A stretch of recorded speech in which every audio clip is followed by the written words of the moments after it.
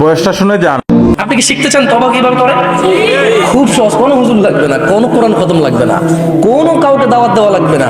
দিন হতে হবে জরুরি নয়, রাত হতে হবে জরুরি নয়, নামাজের সময় হতে হবে জরুরি নয়, জরুরি নয় ওযু থাকতে হবে। তওবা এখন এখানে করা যায়। তাও মানে রিটার্ন, তাও মানে কি রিটার্ন মানে ফিরে আসা। ধরেন একটা লোক জিনা করে, সে বলে যে না আস্তাগফিরুল্লাহ, আল্লাহ আমাকে ক্ষমা করুন, আমি আর জিনা করবো না। এই লোক তওবা করেছে। লোক কি করেছে? এরপরে সে যে তওবা করেছে এটা প্রমাণ হবে কিভাবে? সে যদি আর কোনোদিন আল্লাহকে ভয় করে জিনা না করে। বুঝে আসছে না? আসেনি? মদখোর বললো যে না আমি আর মদ খাবো না, কেন? আল্লাহ এটা অপছন্দ করে। তো এটা কিভাবে মানে তওবা বলে গণ্য হবে? যখন সে আর এই কাজ করবে না, যখন সে আর এই কাজ। তো শোনো, তোমার রব তোমাকে বলছে ইল্লা মান তাব, তবে যে তওবা করে, ওয়া আমানা ওয়া আমিলা সলিহা, অপরাধ থেকে ফিরে এসে ভালো কাজ কর্ম করে, ফাউলাইকা ইউবাদদিলুল্লাহ, ইয়া আল্লাহ লা ইলাহা ইল্লা আনতা, লা ইলাহা ইল্লাল্লাহ। দেখেন কি রব পেয়েছেন, বেদুয়ার মহিলার পুরুষ। কোরআনটা পড়ো, দেখো কি পেয়েছো, কার থেকে দূরে। মা গাররাকা বিরাব্বিকাল কারীম ইয়া নাস, কিসে তোমার এত দয়ালু রব থেকে তোমাকে দূরে রেখেছে? কি তোমার রবের দয়া দেখবে? বলছেন যে ফাউলাইকা ইউবাদদিলুল্লাহু সাইয়্যাতিহিম হাসানাত, বলছেন যে আল্লাহ তোমার অপরাধকে নেকিতে পরিবর্তন করে দেবে।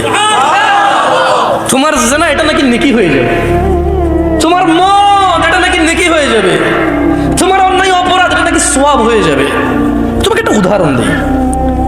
আসলে মাশাআল্লাহ এখানে বেশ পয়সাওয়ালা মানুষজনের আড্ডা, এখানে ঠিক আছে, টাকা পয়সার উদাহরণ দিলে ধরে নেন রাসেল সাহেবের কাছে টাকার অভাব নাই মোটামুটি। তো আমাকে উনি খুব পছন্দ করবেন বলেছে যে এই পথে যদি তুমি চলো জামশেদ, আমি তোমাকে খুব ভালোবাসবো, আমার খুব পছন্দ এই পথে চলা।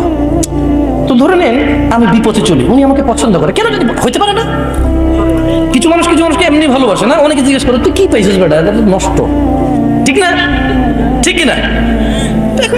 যার হৃদয়ে আল্লাহ যার জন্য ভালোবাসা দেয়। আমি খুব উল্টাপাল্টা চলাফেরা করার পরে একদিন ধরেন কোন একটা কাজ, জায়গা, জমি সব বিক্রি করে একটা ভিসার ব্যবসা শুরু করছি। আর যেই লোকের সাথে শুরু করছি ওই লোক আমার সমস্ত টাকা পয়সা যা আমাকে দিয়েছে সবগুলো ধরেন 10 লাখ টাকা জাল টাকা দিয়েছে। কয় লাখ টাকা জাল টাকা দিয়েছে?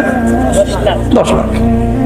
আচ্ছা, এখন আমি খুব লজ্জিত। এবার ধরেন রাসেল সাহেব যাচ্ছে দিক দিয়ে, আমি খুব মানে আগে যেরকম আমি ডোন্ট কেয়ার, কি care, don't care who is Russell সাহেব। হঠাৎ করে রাসেল সাহেব কিন্তু আমাকে ভালোবাসে নিঃস্বার্থভাবে। কিভাবে? আল্লাহ আমাদেরকে কিভাবে ভালোবাসে মনে রাখবেন কি রব পেয়েছেন। এইবার রাসেল সাহেব আমাকে বললো যে কি জামশেদ কি হইলো, কি হুন্ডা কই, বাইক কই, গাড়ি কই, হ্যাঁ তারপরে ব্যাসলাইট কই। আমি বললাম যে আসলে ভাই আপনার কাছে সরি বলার জন্য অনেক চেষ্টা করছি, পাই নাই, আমি খুব বিপদে পড়ে গেছি। আচ্ছা বলো কি হয়েছে বলো। ধরুন উনি দেখতেছে যে আমার একটা উজ্জ্বল ভবিষ্যৎ আছে, আমাকে দিয়ে উনি কোনো কাজে লাগাইতে পারবে, উনি দেখতেছে যে সমাজ সংস্কার হবে। তো উনি বললো যে কি হয়েছে।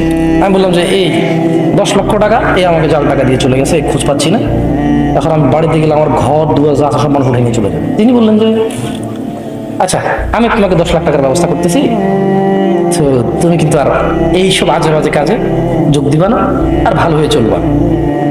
তো একটা মানুষ যদি ভালোবাসার কারণে কারো 10 লক্ষ টাকা জাল টাকা নিয়ে যদি ওকে আসল টাকা দিতে পারে, আল্লাহ কি মানুষের অপরাধকে নেকিতে পরিবর্তন করতে পারে না?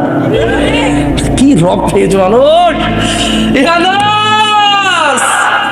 কি রব পেয়েছ। কার থেকে দূরে তুমি কার কিতাব পড়ো না, তুমি কার কথা পড়ো না, তুমি দেখেছো কখনো তিনি তোমাকে কত ভালোবাসে?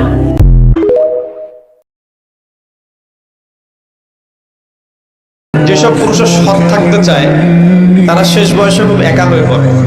খেয়াল করে দেখেন, যে পুরুষটা সৎ থাকতে চায় শেষ বয়সে গিয়ে দেখবেন তারা খুব একাকিত্বে ভুগছে।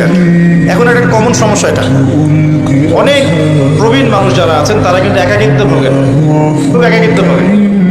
স্ত্রী দেখছে না, সন্তান খোঁজ খবর নিচ্ছে না, বন্ধু বান্ধবরা নাই, বৃদ্ধাশ্রমে গিয়ে পড়ে আছে। পরিবারগুলোতে এখন পুরুষ নির্যাতন বেড়েছে আর কি।